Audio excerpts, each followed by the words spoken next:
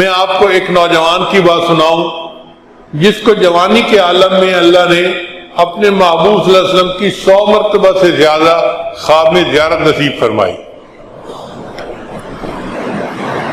ایک مرتبہ اس نے اپنے آپ کو دیکھا کہ وہ ایک بچے کی مانند ہے، اور نبی علیہ السلام جیسے باپ ہوتے ہیں، بڑے آدمی اس طرح ہیں، اور وہ بچے کی طرح نبی علیہ السلام کی جو ہے ران مبارک سے لپٹ گیا،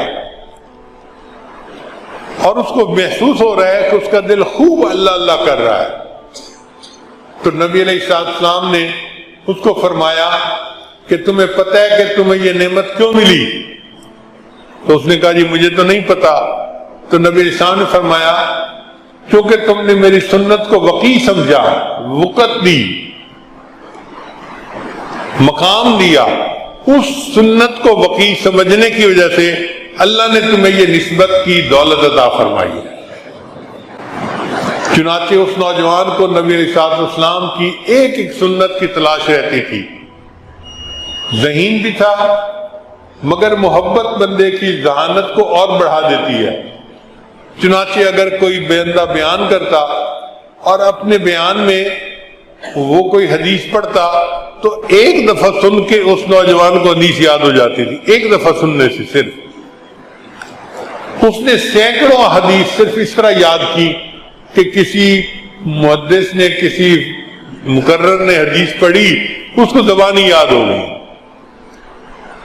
چنانچہ ہمارے استاد تھے شیخ ولی الدین صاحب، ان کے یہاں محفل ذکر ہوتی تھی۔ وہ نوجوان ان کی محفل ذکر میں شرکت کے لیے گیا تو شیخ صاحب ذکر سے پہلے کچھ تھوڑی دیر بیان فرماتے تھے۔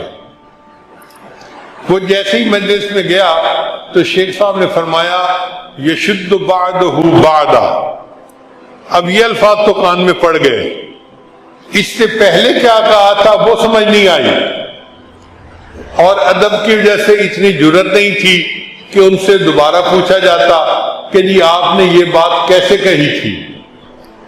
اب وہ نوجوان یہی سوچتا ہوا آیا کہ یہ حدیث مبارکہ ہے تو اس سے پہلے والے الفاظ کیسے ہیں۔ اسی خیال میں وہ آ کے اپنی یونیورسٹی کے کمرے میں سو گیا تو خواب میں نبی علیہ السلام کی زیارت نصیب ہوئی، اور نبی علیہ السلام نے یہ الفاظ فرمائے بیٹے میں نے یہ کہا تھا المؤمن للمؤمن کالبنیان یشد بعدہ بعدا۔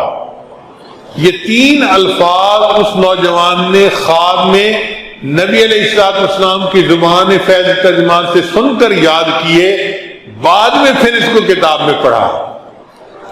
صبح ہوئی تو مدرسے کے مفتی صاحب کے پاس گیا اور کہا کہ مجھے یہ خواب آیا ہے اور یہ الفاظ مجھے ایک بزرگ کی زبان سے سنے تھے اور یہ الفاظ مجھے خواب میں بتائے گئے ہیں۔